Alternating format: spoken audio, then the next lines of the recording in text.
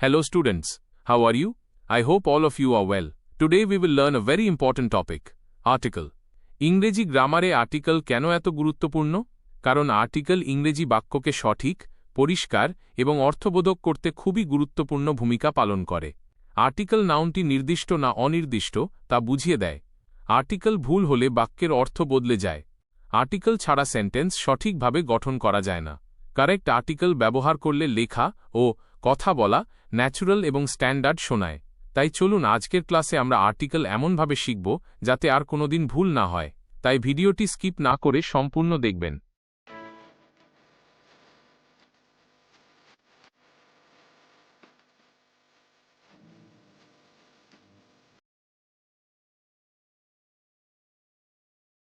চলুন প্রথমে আমরা শিখি আর্টিকেল কাকে বলে, আর্টিকেল কত প্রকার ও কি কি।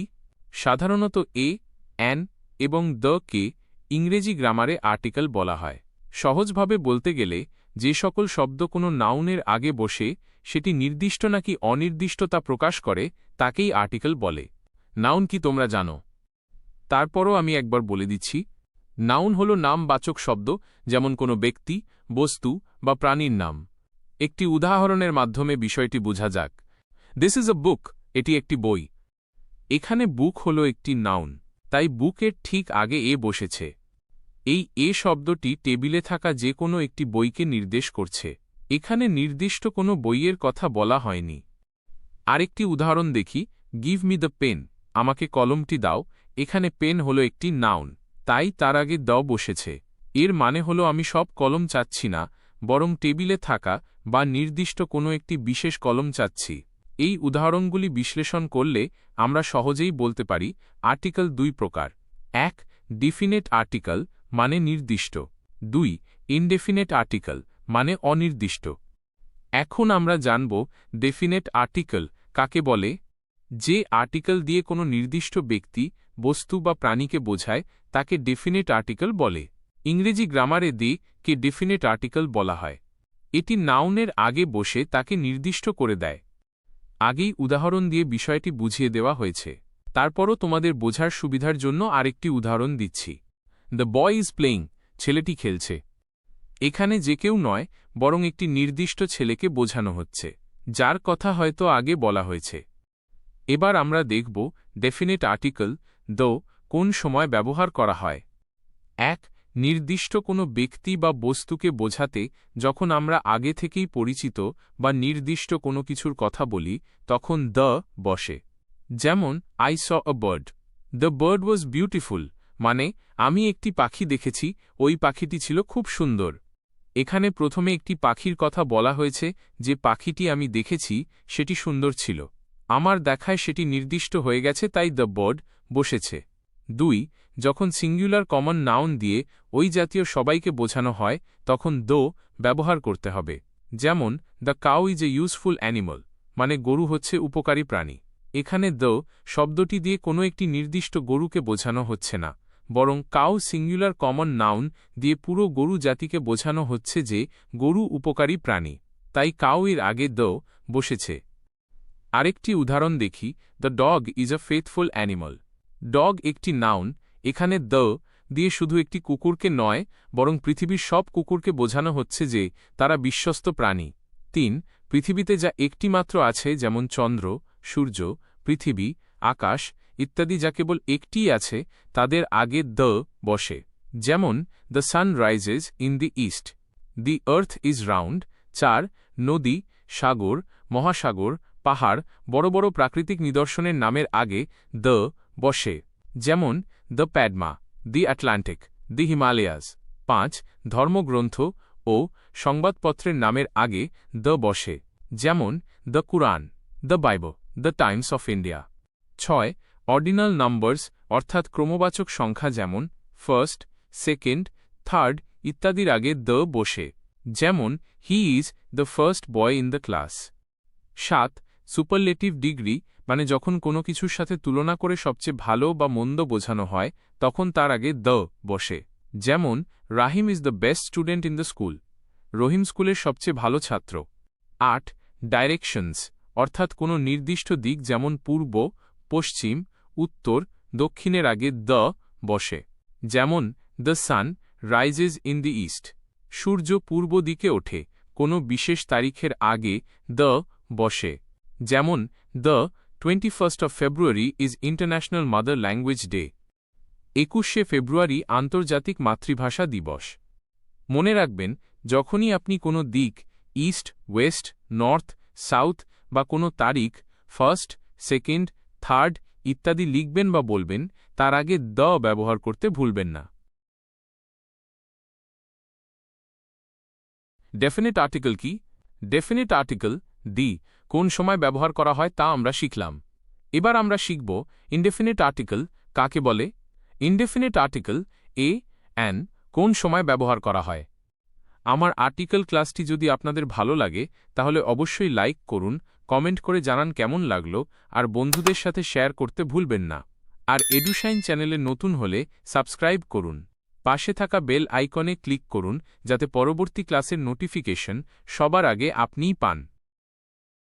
আমরা এবার জানব ইনডেফিনিট আর্টিকেল কাকে বলে। ইনডেফিনিট আর্টিকেল কি? যে আর্টিকেল কোনো অনির্দিষ্ট ব্যক্তি, প্রাণী বা বস্তুকে বোঝাতে ব্যবহৃত হয় তাকে ইনডেফিনিট আর্টিকেল বলে। ইংরেজিতে এ এবং এনকে ইনডেফিনিট আর্টিকেল বলা হয়। এরা সাধারণত একক বা সিঙ্গুলার কাউন্টেবল নাউনের পূর্বে বসে। এবার দেখি এ এন কোন সময় ব্যবহৃত হয়। আচ্ছা, এ এবং এন ব্যবহারের নিয়ম আলোচনা করার আগে আমরা একবার ভাওয়েল সাউন্ডস স্বরবর্ণ ও কনসোনেন্ট সাউন্ডস ব্যঞ্জন বর্ণ দেখে নেই।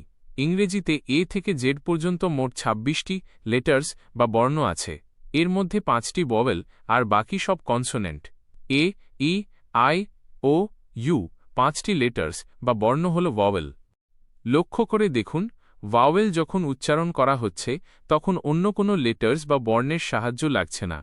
যেমন এ, E, I, O, you vowel নিজে নিজেই উচ্চারিত হচ্ছে, কোনো কনসোনেন্টের সাহায্য লাগছে না। কিন্তু কনসোনেন্ট ভাওয়েলের সাহায্য ছাড়া উচ্চারিত হতে পারে না।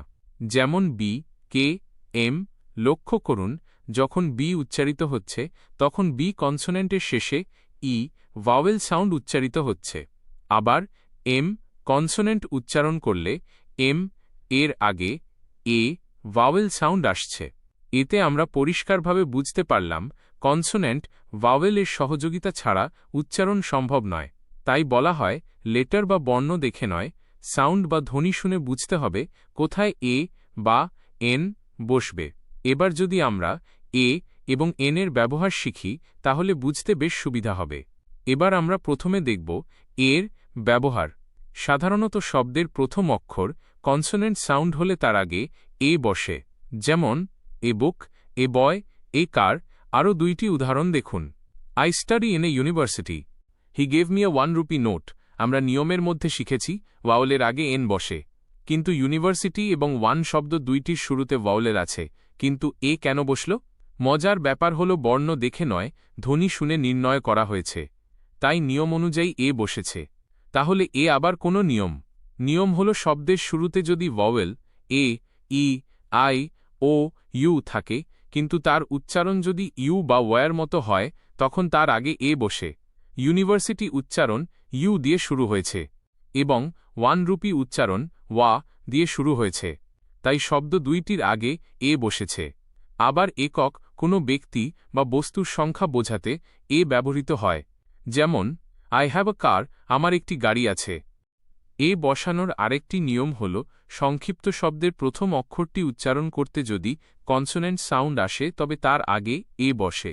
যেমন my brother is a BSc student, আমার ভাই একজন বিএসসির ছাত্র। বিএসসি উচ্চারণ করতে বি সাউন্ড আসছে যা কনসোনেন্ট, তাই এ বসেছে। এবার আমরা এনের ব্যবহার শিখব। অ্যান সাধারণত ভাওয়েল সাউন্ডের আগে বসে, যেমন an Apple, an egg, an ice cream ইত্যাদি। অ্যান ব্যবহারের গুরুত্বপূর্ণ আরেকটি নিয়ম হল শব্দের শুরুতে এইচ আছে কিন্তু এইচ উচ্চারিত না হয়ে পরবর্তী ভাওয়েল সাউন্ড দিয়ে উচ্চারণ শুরু হয়, তখন তার আগে অ্যান বসে। যেমন he is an honest man, সে একজন সৎ মানুষ। এই উদাহরণের দিকে লক্ষ্য করুন, দেখবেন এখানে অনেস্ট শব্দের অ্যাচ উচ্চারিত হয়নি। অ্যাচ এর পরবর্তী ভাওয়েল অ দিয়ে উচ্চারণ শুরু হয়েছে। সঠিক উচ্চারণ অনেস্ট হনেস্ট নয়, তাই অনেস্ট এর আগে এন বসেছে। অ্যান ব্যবহারের আরেকটি গুরুত্বপূর্ণ নিয়ম হল সংক্ষিপ্ত শব্দ যেমন MLA, MBBS, FRCS ইত্যাদির প্রথম অক্ষরটি কনসোন্যান্ট হওয়া সত্ত্বেও সেটি উচ্চারণ করতে যদি শুরুতে ভয়েল সাউন্ড আসে তবে তার আগে অ্যান বসে। যেমন হি ইজ অ্যান MLA, তিনি একজন বিধায়ক। আগেই বলা হয়েছে কনসোন্যান্ট কখনো ভয়েল ছাড়া উচ্চারিত হতে পারে না। এখানে এম কনসোন্যান্ট হলেও এম উচ্চারণ করতে আগে ভয়েল সাউন্ড এ আসায় MLA এর আগে এন বসেছে।